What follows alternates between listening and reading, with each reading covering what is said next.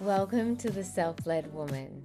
This is a podcast about emotional eating, the experiences that shape our relationships with food, and the path back to self-leadership. These conversations go beneath behavior, held with deep respect for the wisdom of the body and the ways it learned to cope, adapt, and survive.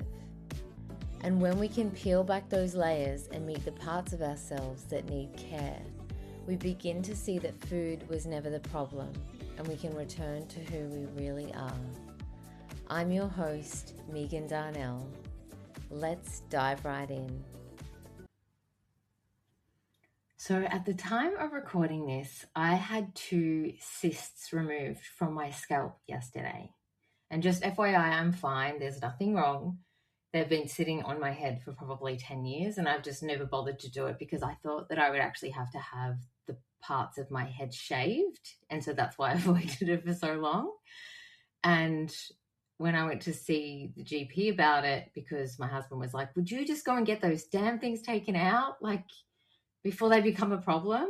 So I was like, okay, I'll do it. And she said, I don't need to shave your head. I can just remove them. They were really small, like just like a centimetre each. So nothing, like no big deal. Had them tested and sent away and like they're fine. But what I didn't realise was that to remove them, the doctor cuts around the cyst. And sorry if this is TMI, you might want to fast forward if you're a bit queasy with this stuff. But like, and then obviously he stitches you back up. But she told me that the incisions were like 4 centimetres approximately. And this little cyst is tiny. And I've actually had another cyst, probably a little bit smaller than this, taken out of my face a long time ago. And I had it done by a plastic surgeon, and they're very delicate. And they just take the tiniest incision, like, and take the cyst out and stitch you up. And you can't even see the scar on my face. But, so I just expected the same kind of thing to happen on my head. But the next day I was thinking, my head has literally been cut open in 2 places. I mean, it was a little bit sore afterwards, like not unbearably sore, but like uncomfortable. I took some Panadol and just rested and, slept through the night, went to bed early after the procedure. But I was thinking to myself this morning, how amazing is the human body? I can feel it healing already. And I'm like, I didn't have to tell it what to do. I didn't have to force any healing or micromanage the process. My body just got to work. It began repairing tissue and, it moves towards healing. Like that's what the body does. It's always trying to heal. Like it's always trying to resolve. It's always trying to bring things back into balance. And the reason why I'm talking to this, now it'll make sense, is because this also includes the things that we judge about ourselves, like emotional eating. If you're emotional eating, and if you've looked at a lot of my content, I come at it from the angle that you're not doing something random or for the sake of it, or you're not self-sabotaging. Even though I've used those words before, it's just to get you to understand where I'm coming from, but it's not self-sabotage. You're responding to an unmet need. That's what emotional eating is. Sometimes that need is actually nutritional. Sometimes your body just needs extra nutrients and you're craving something or you're more hungry than usual. But sometimes it's rest. Sometimes it's actually craving a feeling of safety. And that can mean externally in many, many ways. And sometimes that's actual safety, and sometimes that's just perceived feeling unsafe, like it could be emotionally. Sometimes you're craving support. Sometimes you're actually craving boundaries. Or sometimes you're craving love or softness or just relief. I did a post a few weeks ago around that sometimes we crave sweet food all the time because we're actually craving love. And if you grew up with feeling like you weren't getting enough love or that enough sweetness, we can tend to kind of want to fill that with sweet food. But my point is that the body never does anything for no reason. Even when you might think that the strategy that it's using isn't ideal, or if it comes with consequences that you'd rather not have, or it's just something you wish that you would stop doing. But its intention underneath is always healing. Take people pleasing, for example. If you're someone that struggles with emotional eating, you're probably always also someone that says yes when you want to say no. And that might not be overt or obvious. And most of my clients have this relationship to people pleasing where they're like, oh, I'm so much better than I used to be. But then when we dig a bit deeper, there are these subtle little times when they're doing that. So this will probably land. So people pleasing isn't about being too kind or generous or easygoing. It's these, what we call caretaking parts in us. So these parts generally develop when we're very young, and they learn that being helpful, agreeable, low maintenance, or needed was the safest and easiest way to get love or approval. So we learn to override our body.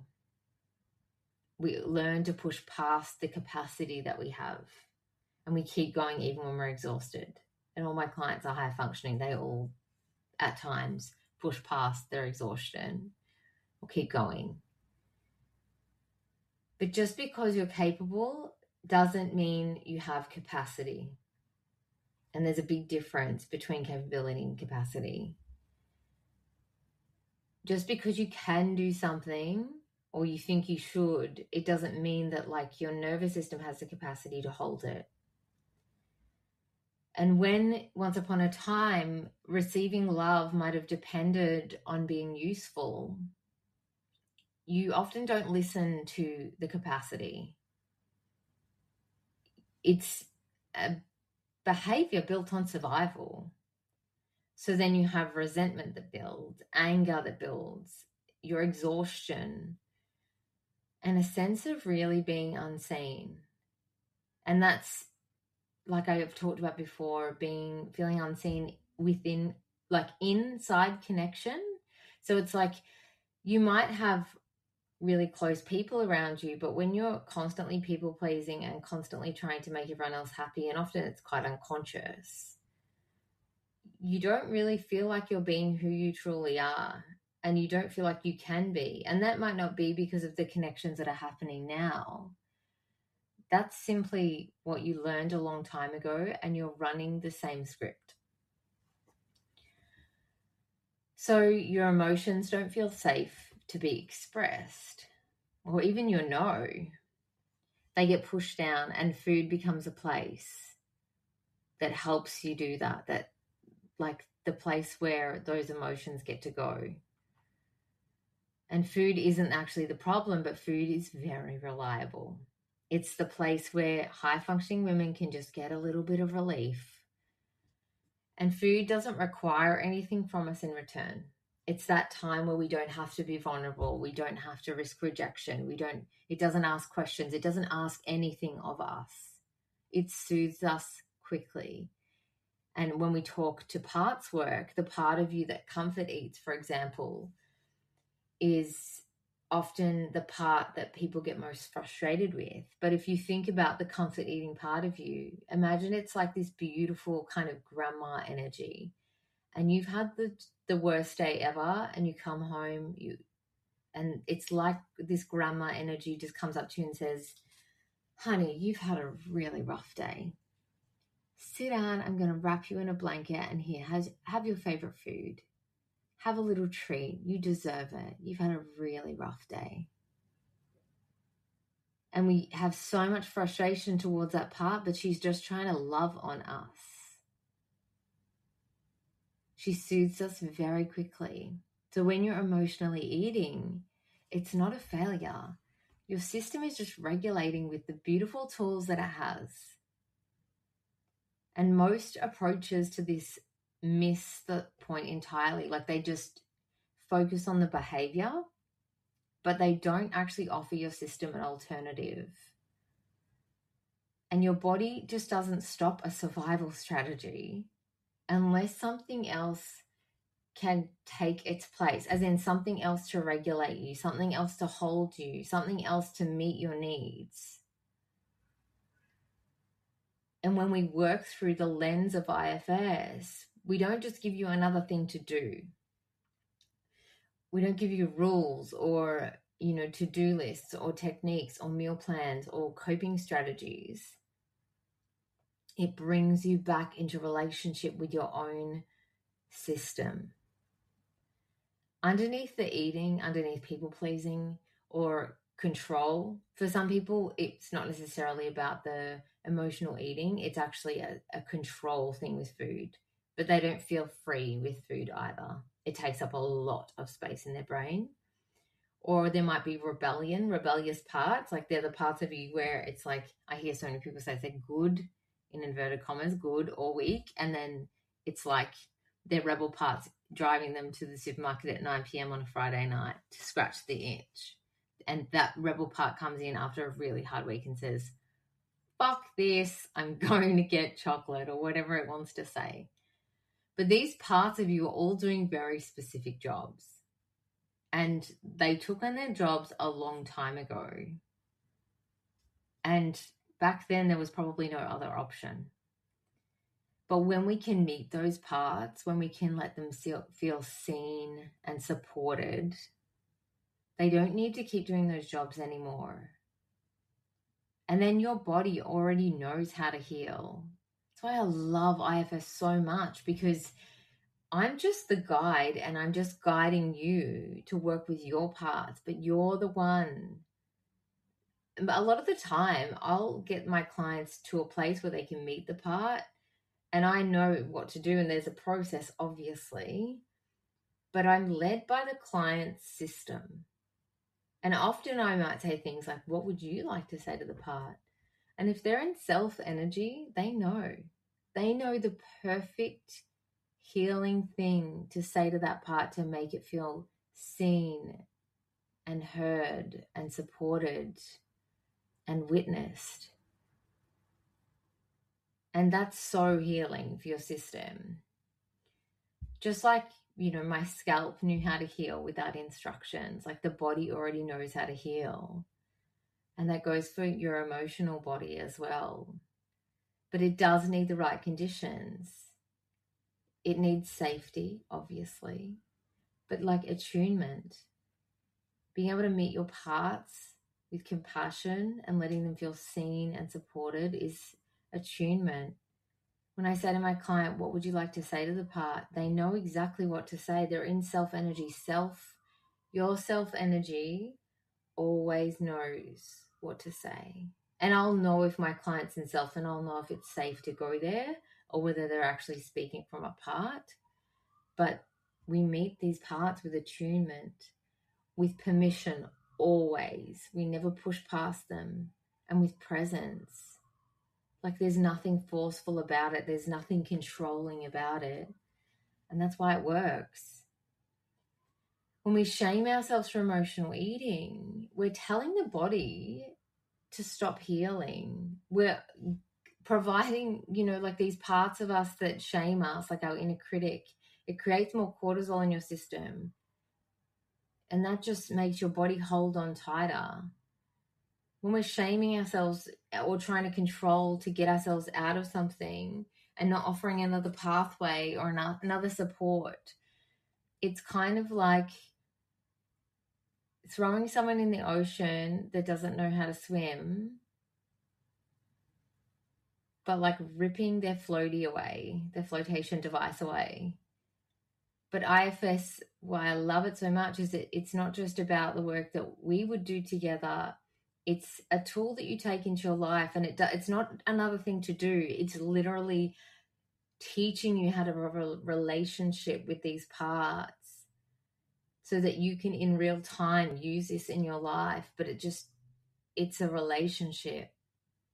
It's like teaching your system how to swim, but in a way that's specific to you, because everybody's different. Everybody has a different experience. Everyone has different protector parts. Everyone has different events or things that have happened in their life that have made these protector parts develop in a very specific and very clever way designed for their system.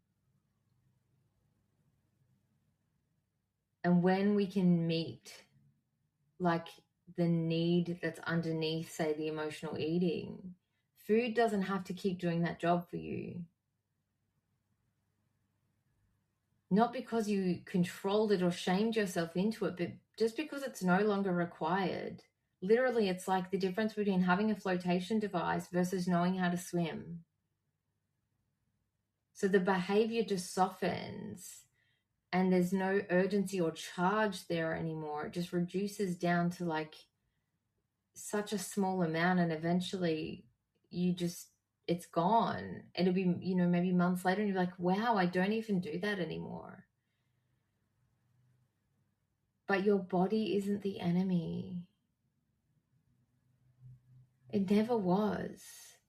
It's been trying to heal you this whole time. And when you stop fighting it and start listening, healing stops being something that you force and it becomes something that just happens. No, this podcast is for education and reflection only. It is not a substitute for therapy or healthcare. If this episode brought things up for you and you need support, please reach out to a trained therapy practitioner or health professional in your area. Thank you so much for listening. If this episode resonated, please follow or subscribe to the podcast, leave a review, or share it with someone who might benefit from hearing it. You can also connect with me on Instagram at Megan Darnell Therapy. If you share the episode or want to let me know what landed for you, you're always welcome to message or tag me. I love hearing from you guys. Until next time, I'm Megan Darnell, and this is The Self-Led Woman.